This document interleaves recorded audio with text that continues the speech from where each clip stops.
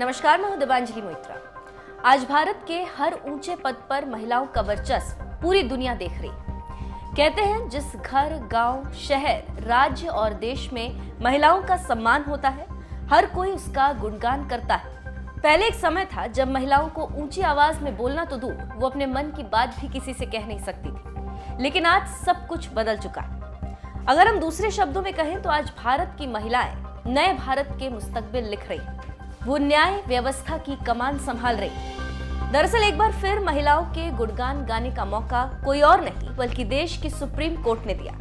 आज जो तस्वीर सामने आई है, यकीन कीजिए उसे देखने के बाद आपको भी गर्व जरूर होगा। इन तस्वीरों को देखने के बाद ये कहना गलत नहीं होगा कि सुप्रीम कोर्ट के लिए आज का दिन ऐतिहासिक रहा। दरअसल सुप्रीम कोर्ट के इतिहास में पहली बार एक साथ 9 जजों ने शपथ ली, जिसमें 3 महिला जज भी शामिल थे। वहीं चीफ जस्टिस NV रमन्ना ने आज सुबह सभी को पद की शपथ दिलाई। जो 9 लोग आज सुप्रीम कोर्ट में जज बने हैं, उनमें से 8 हाई कोर्ट के चीफ जस्टिस या जज हैं। उनके अलावा एक वरिष्ठ वकील भी सीधे सुप्रीम कोर्ट के जज नियुक्त हुए। बता दें कि पहली बार ऐसा हुआ है कि शपथ ग्रहण समारोह सुप्रीम कोर्ट के बाहर आयोजित किया गया। शपथ ग्रहण समारोह का सीधा प्रसारण भी पहली बार हुआ। कॉलेजियम ने ही इन 9 नामों की सिफारिश की थी। केंद्र सरकार की मंजूरी मिलने के बाद राष्ट्रपति ने भी हरी झंडी दिखा दी थी। चलिए अब आपको 9 जजों के बारे में बताते हैं जिन्होंने आज शपथ ली।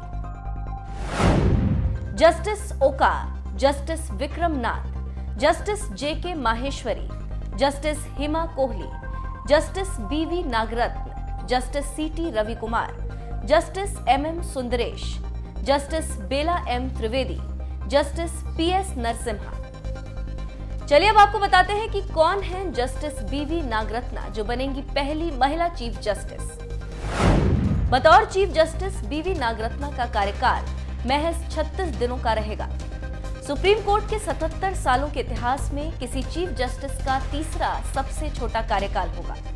जस्टिस कमल नारायण सिंह ऐसे चीफ जस्टिस रहे जिनका कार्यकाल सबसे छोटा रहा। वो 25 नवंबर 1991 से 13 दिसंबर 1991 तक यानी महज 18 दिनों के लिए चीफ जस्टिस रहे। उनके बाद जस्टिस S राजेंद्र बाबू का नंबर आता है, जिन्होंने 2 मई 2004 से 31 मई 2004 तक सिर्फ 30 दिनों के लिए चीफ जस्टिस के तौर पर अपनी सेवा दी। अब जस्टिस नागरत्ना 36 दिनों के लिए चीफ जस्टिस बनेंगी, जो तीसरा सबसे छोटा कार्यकाल होगा।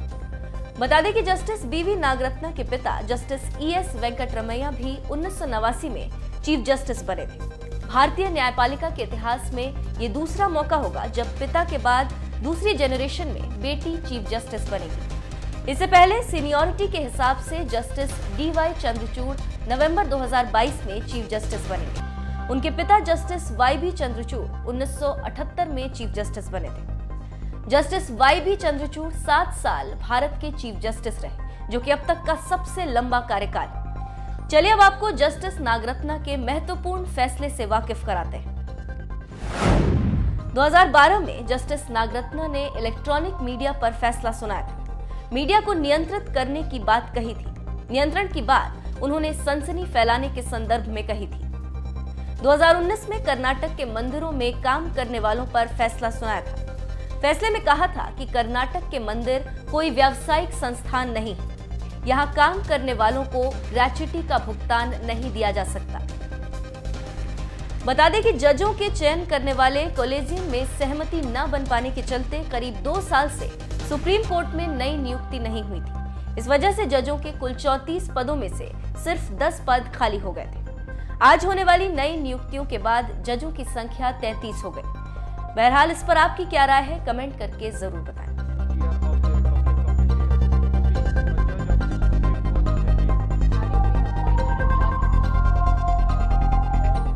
22nd year of the Republic of India.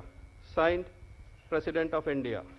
Judge of the Kerala High Court to be a judge of the Supreme Court of India with effect from the date he assumes charge of his office in the 72nd year of the Republic of India. Signed, President of India. India as by law established. That I will bear true faith and allegiance my office without fear or favor, according to the best of my ability. Judge of the Supreme Court of India, having been appointed a judge of the Supreme Court of India, do swear in the name of God, I, Bangalore Venkatramaya Nagaratna, having been appointed a judge of the Supreme Court of India, having been appointed a judge of the Supreme of Court India as by law established, that I will bear true faith and allegiance to the Constitution of India as by law established, I, M.M. Sundaresh, having been appointed a judge of the Supreme Court of India, having been appointed as Judge of the Supreme Court of a India, judge of the Supreme Court of India, having been appointed a judge of Supreme Court of India, do bear true faith and allegiance to the Constitution of India as by law established, that I will bear true faith and allegiance to the Constitution